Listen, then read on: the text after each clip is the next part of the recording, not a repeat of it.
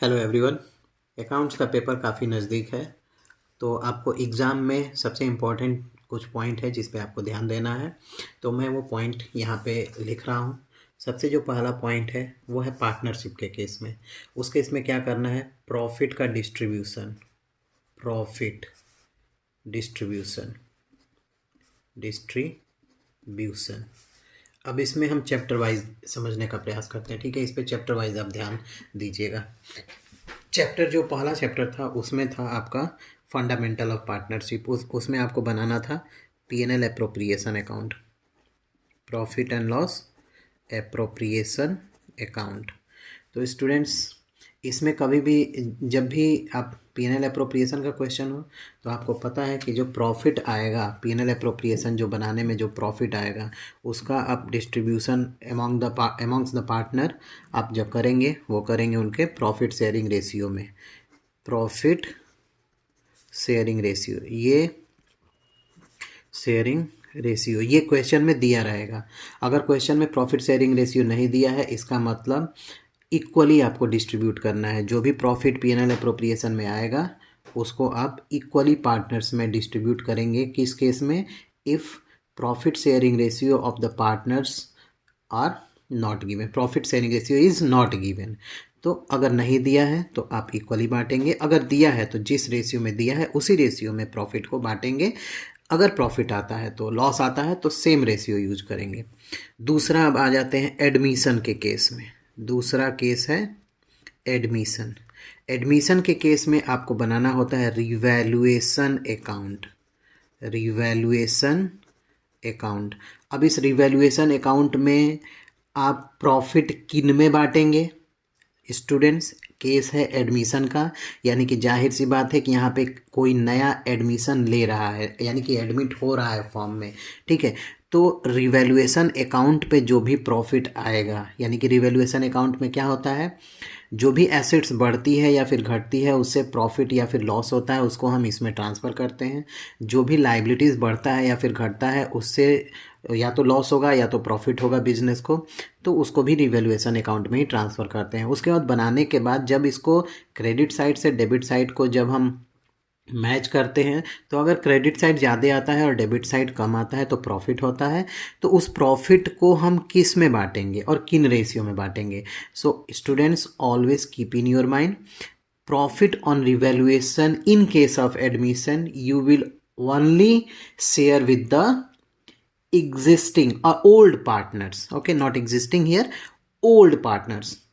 Old partners means यहाँ पे नया पार्टनर भी एडमिशन ले रहा है, तो नए पार्टनर को ना दे करके केवल ओल्ड पार्टनर। सो क्या लिखेंगे यहाँ पे? Profit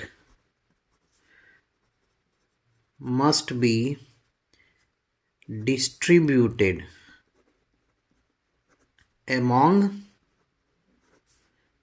the old partners, old partners in their profit sharing ratio or old ratio, old ratio, you use this term old ratio। किस रेशियो में देना है? Old ratio. ध्यान रखिएगा, नया पार्टनर आ रहा है तो रेशियो पार्टनर्स का चेंज होगा, तो न्यू रेशियो में नहीं बांटेंगे रिवैल्यूएशन के प्रॉफिट को। किस रेशियो में बांटेंगे? ओल्ड रेशियो में बांटेंगे। और किन में बांटेंगे? ओल्ड पार्टनर्स में बांटेंगे, न्यू पार्टनर्स को नहीं मिलेगा। अब बात कर लेते हैं रिटायरमेंट और डेथ की, रिटायरमेंट एंड डेथ के केस में। तो केस से ही आपको पता है रिटायरमेंट ले रहा है या फिर उसकी डेथ हो गई है, किसकी? पार्टनर की। तो इस केस में क्या करेंगे? इस केस में भी आपको बनाना है क्या? Revaluation account. भाई या तो पार्टनर आएगा तब रिवैल्यूएशन होगा या फिर पार्टनर जाएगा तब रिवैल्यूएशन होगा। इन दोनों केस में आपको रिवैल्यूएशन अकाउंट ही ओपन करना है और कोई अकाउंट ओपन नहीं करना है। तो इसमें कंफ्यूज मत होइएगा कि हमको रियलाइजेशन अकाउंट बनाना है। ध्यान रखिएगा, रियलाइजेशन का मतलब होता है प्रॉपर्टी को बेच रहे हैं, रियलाइज कर रहे हैं। ये कब होता है? जब फर्म बंद होता है, डिसॉल्व होता है। यहाँ फर्म बंद नहीं हो रहा है, रिकॉन्स्टिट्यूशन हो रहा है, यानी कि फॉर्म में कुछ चेंजेज हो रहे हैं। क्या चेंजेज हो रहे हैं? एडमिशन हो रहा है या फिर रिटायरमेंट या फिर डेथ हो रहा है, ठीक है। तो इन दोनों केस में, इन दोनों चैप्टर में आपको रिवैल्यूएशन अकाउंट ही बनाना है।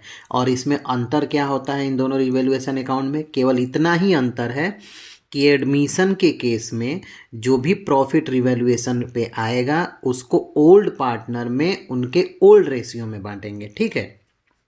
लेकिन अगर रिटायरमेंट और डेथ है और उसमें रिवैल्यूएशन पे अगर प्रॉफिट आ रहा है तो सभी पार्टनर में, यहाँ पर कोई ओल्ड और न्यू नहीं होता है, यहाँ पर सभी होते हैं, ठीक है ना। तो सभी पार्टनर में यानी कि ऑल पार्टनर्स में हम क्या करेंगे, प्रॉफिट को डिस्ट्रीब्यूट करेंगे। हाँ, रेशियो यहाँ पे भी ओल्ड रहेगा, ठीक है ना। सो क्या लिखेंगे यहाँ पे, profit must be distributed among the all partners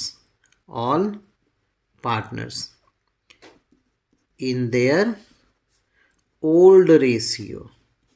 तो इस पॉइंट को कभी भी भूलिएगा मत, ये एग्जाम के पॉइंट ऑफ व्यू से है। हमेशा आपको P&L अप्रोप्रिएशन अकाउंट में जो प्रॉफिट होगा वो प्रॉफिट शेयरिंग रेशियो में ही बांटना है, सभी पार्टनर में बांटना है।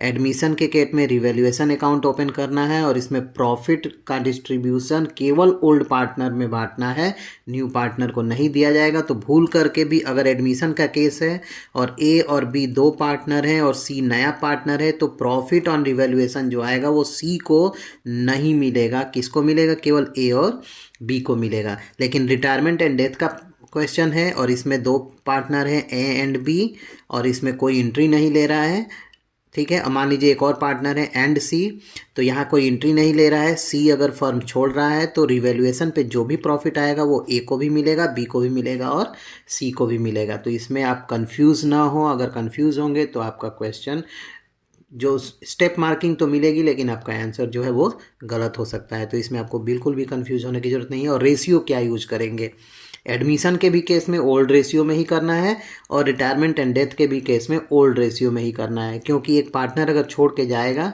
तो दो पार्टनरों में रेशियो चेंज होगा तो न्यू रेशियो आ जाएगा। न्यू रेशियो में नहीं करना है इन दोनों के केस में प्रॉफिट का डिस्ट्रीब्यूशन। सो स्टूडेंट्स, ये तो रहा पार्टनरशिप के केस में जब भी आप रिवैल्यूएशन अकाउंट बनाएंगे तो क्या आप पॉइंट को अपने माइंड में आप रखेंगे जिससे कि आपका क्वेश्चन जो है उसका सॉल्यूशन गलत ना हो। Students, if you are having any query there you may also ask me in the comment box, and if you are new on my channel kindly do subscribe of my channel and press the bell icon।